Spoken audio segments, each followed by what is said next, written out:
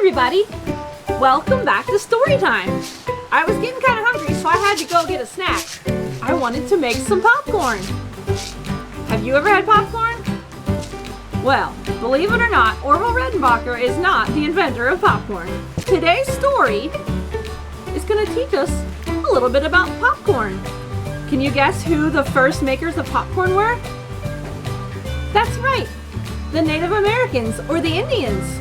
They grew lots of sizes, lots of colors, many different varieties of corn, including popcorn. Do you remember who the three sisters are? Corn, beans, and squash.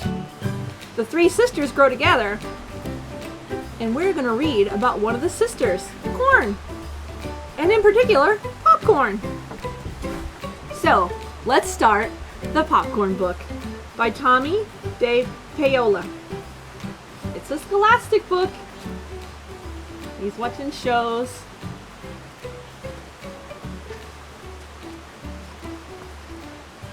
Watching shows.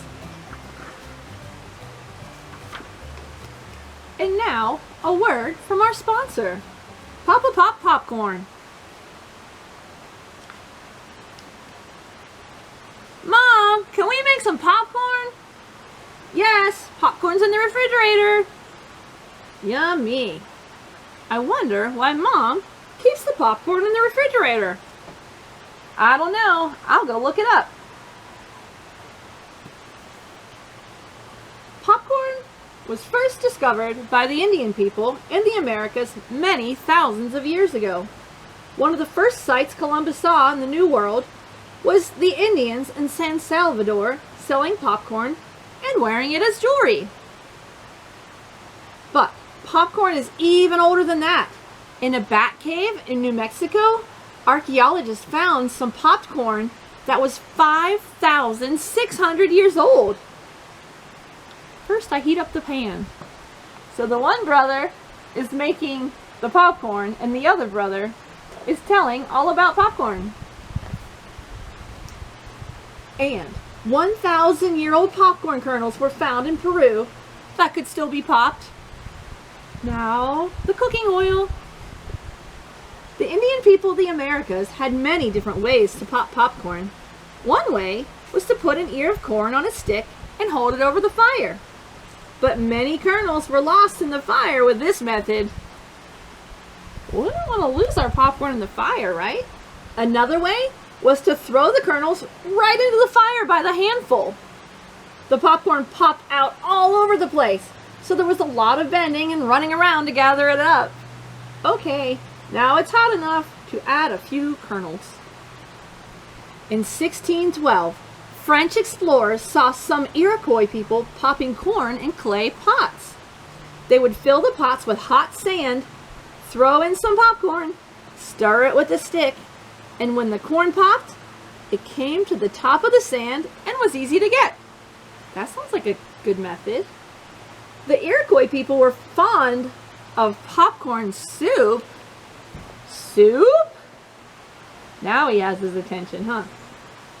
The Algonquians who came to the first Thanksgiving dinner even brought some popcorn in a deerskin pouch.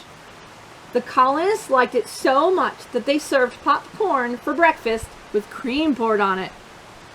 That does sound good. Today, Americans use 500 million pounds of popcorn each year. 30% is eaten at movies, circuses, ball games, and county fairs. 10% is saved for seed and sold to other countries. But 60% is popped right at home, just like I did today. Oh goody, the kernels are popping. That means the oil must be ready. People in the Midwest buy more popcorn than any other part of the United States. Milwaukee and Minneapolis are the top popcorn eating cities, followed by Chicago and Seattle. Most of the popcorn is grown in the Midwest too. Now I'll put more kernels in the pan and turn the heat up. Now, here's the part I read first.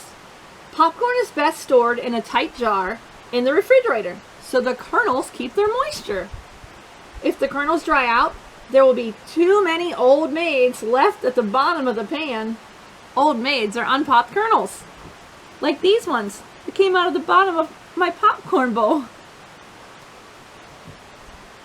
If the popcorn does dry out, you can add 1 or 2 tablespoons of water to the jar and shake it until the water is absorbed. Shake, shake, shake. Popcorn pops because the heart of the kernel is moist and pulpy and surrounded by a hard starch shell. When the kernel is heated, the moisture turns to steam and the heart gets bigger and bigger until the shell bursts with a pop. Are you sure you didn't put too much popcorn in the pan? Of course not, silly. The Indian people had a legend that inside each kernel of popcorn lived a little demon. When his house was heated up, he got so mad that he blew up. There are different kinds of popcorn. White hulless and yellow hulless are the ones most commonly sold in stores. The smallest type is called strawberry because it has red kernels and the ears look like strawberries. They're just tiny. Rainbow has red, white, yellow, and blue kernels. It's sometimes called calico. There is black popcorn too, but all of it pops white.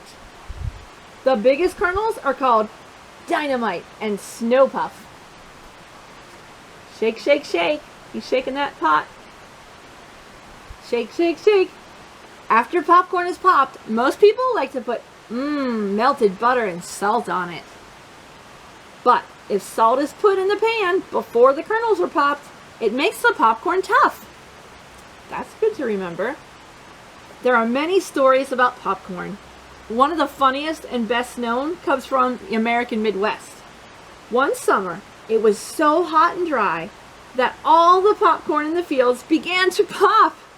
In no time at all, the sky was filled with flying popcorn. It looked so much like a blizzard. Everyone put on mittens and scarves and got out their snow shovels. I bet that was fun. Help! I have a blizzard too! I knew you put too much popcorn in the pan. Okay, if you're so smart, what do we do now? I know. The best thing about popcorn is eating it. Well, I hope you liked my story about the popcorn book, and I hope you will think of this story time every time you eat popcorn. I guess I'll see you next story time. We're having a lot of fun. Come back again.